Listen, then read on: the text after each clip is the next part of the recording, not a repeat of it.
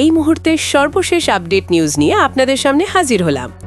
এখন শুনবেন সংবাদ শিরোনাম। ডক্টর ইউনূসের এক প্ল্যানে কুপকাত বিএনপি, গণভোটে হ্যাঁ জয়ীতে বাজিমাত জামায়াতের। শেষ মুহূর্তে পরিস্থিতি পাল্টাচ্ছে।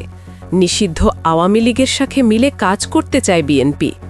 হাসিনাকে দেশে ফেরাতে ভারতের সাথে গোপন চুক্তি।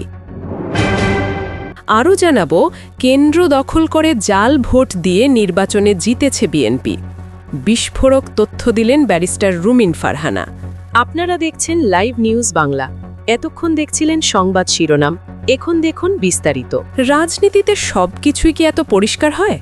2 আর 2 4 শুনতে সহজ, কিন্তু মাঠের বাস্তবতা ঠিক ততটা সোজা না। ত্রয়োদশ জাতীয় সংসদ নির্বাচনের ফলাফল যখন সামনে এলো, প্রথমে মনে হতে পারে সব কেমন যেন পরিষ্কার পরিচ্ছন্ন। বিএনপি জোট বিশাল জয় পেয়েছে, একেবারে ল্যান্ডস্লাইড। 300 আসনের মধ্যে 212টা আসন তাদের, আর জামায়াতের জোট পেয়েছে মাত্র 77টা। সংখ্যার হিসেবে দেখলে মনে হয় আগামী 5 বছর বিএনপির একচ্ছত্র আধিপত্য চলবে। কিন্তু সত্যি কি এতটা সোজা? এই জয়ের পেছনে কি লুকিয়ে আছে অন্য কোনো গল্প? একটু খুঁটিয়ে দেখলে বুঝবেন সংখ্যার চমকের আড়ালে অন্য এক বাস্তবতা। আসন সংখ্যা বাদ দিয়ে ভোটের শতাংশের দিকে তাকান। নির্বাচন কমিশনের হিসেব বলছে বিএনপি জোট পেয়েছে 46.6% ভোট, জামায়াত জোট পেয়েছে 43.9%। দুই দলের ব্যবধান কত?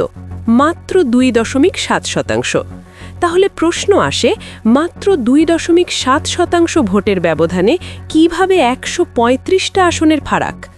এখানেই আসল রহস্য, যেটা না বুঝলে নির্বাচনের পুরো গল্পটাই অসম্পূর্ণ থেকে যায়। এর পেছনে আছে ফার্স্ট পাস দ্য পোস্ট পদ্ধতি। এখানে একটা আসনে যার ভোট বেশি সেই জেতে। কেউ এক ভোটে এগিয়ে থাকলেই হলো, বাকিদের ভোট গোনা হয় না। ফলে সামান্য ব্যবধানে অনেক আসন জিতে নেওয়া সম্ভব। আর অন্য দল লাখ লাখ ভোট পেলেও আসনের হিসেবে অনেক পিছিয়ে। জামায়াতের জোট দেশের প্রায় 44% মানুষের ভোট পেয়েও সংসদে মাত্র 77টা আসন। দেশের অর্ধেক মানুষের কণ্ঠস্বর সংসদে ঠিকমতো পৌঁছায় না। এটা শুধু রাজনৈতিক ফলাফল না, বরং কাঠামোগত একটা সীমাবদ্ধতাও বটে। গণতন্ত্রের একটা বড় অসঙ্গতি এখানে স্পষ্ট।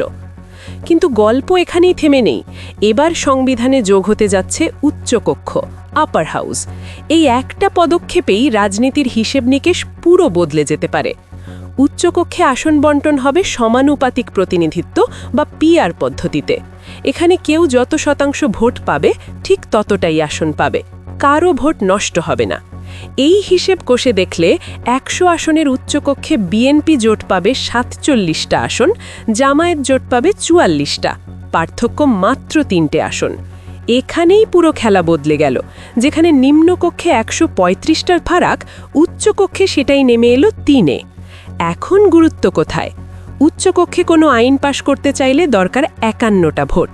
বিএনপির হাতে আছে 47টা, মানে তারা একা কিছু করতে পারবে না, দরকার পড়বে অন্য দলের সমর্থন।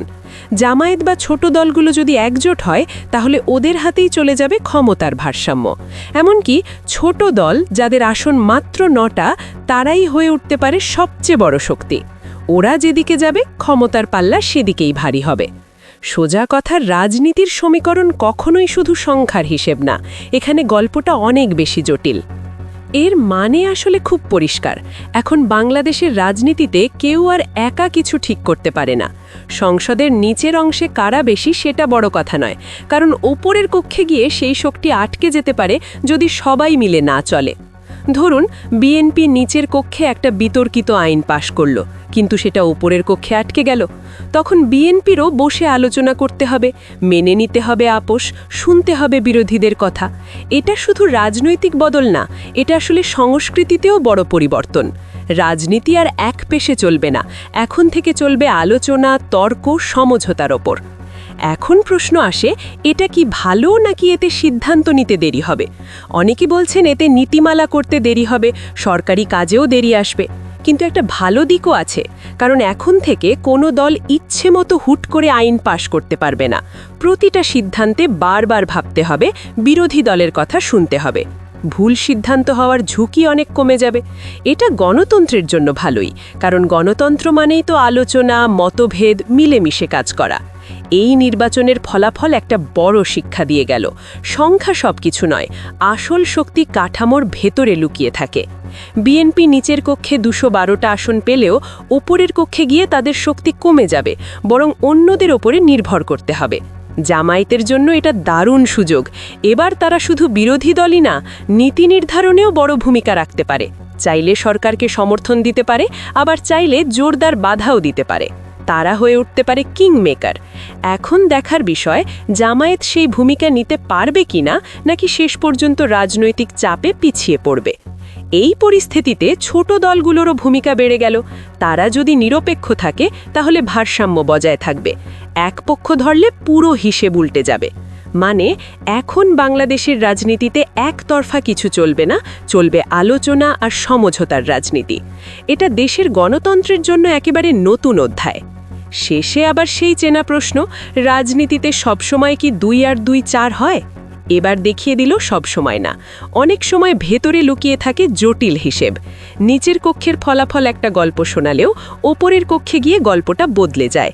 এই দুইয়ের মাঝখানে লুকিয়ে আছে বাংলাদেশের ভবিষ্যৎ রাজনীতি। এবার সিদ্ধান্ত আপনার।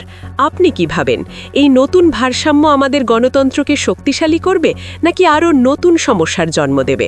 কমেন্টে জানিয়ে দিন আপনার কথা, কারণ এই আলোচনা শুধু রাজনীতিবিদদের জন্য নয়, এটা আমাদের সবার। এদিকে বিএনপির প্রাক্তন নেত্রী রুমিন ফারহানা বলছেন, বিএনপি সব আসনে ভোট চুরি করেছে। ভোটাররা না থাকায় নিজেরাই জাল ভোট দিয়েছে, টাকা দিয়ে প্রশাসনকে নিজের মতো চালিয়েছে। তার দাবি, বিএনপির স্থানীয় নেতারা বাড়ি বাড়ি গিয়ে ভয় দেখিয়েছে, রাতে টাকা বিলি করেছে। এমনকি ধামাউড়া, ওরাইল সহ নানা রিমোট কেন্দ্রে গিয়ে ভোট ছাপিয়েছে, ফল আটকে রেখেছে। পুলিয়াপাড়ায় রাত 10টা পর্যন্ত তাকে 5 বার ভোট গণনা করতে হয়েছে, যেখানে প্রচুর ভুয়া ভোট আর ভুয়া ব্যালট পাওয়া গেছে, সবই খেজুর গাছ মার্কায়। এই সময় বিএনপির লোকজন তাকে আক্রমণ করতে এসেছিল, পরে সেনাবাহিনী এসে পরিস্থিতি সামলায়। রুমিন আরও বলেন, প্রশাসন ছিল একেবারে পক্ষপাতিত্ব দুষ্ট। তার প্রতীককে সবসময় বাধা দেওয়া হয়েছে, হয়রানি করা হয়েছে। এমনকি ভোটের একদিন আগে প্রশাসন চেয়ারম্যানদের ডেকে বলে, আপনারা তো আমাদের লোক, বুঝে ভোট দেবেন। সবার আগে সর্বশেষ আপডেট নিউজ দেখতে সাবস্ক্রাইব করে আমাদের চ্যানেলের সাথেই থাকুন। আমাদের নিউজ ভালো লাগলে লাইক, কমেন্টস ও শেয়ার করুন। ধন্যবাদ সকলকে।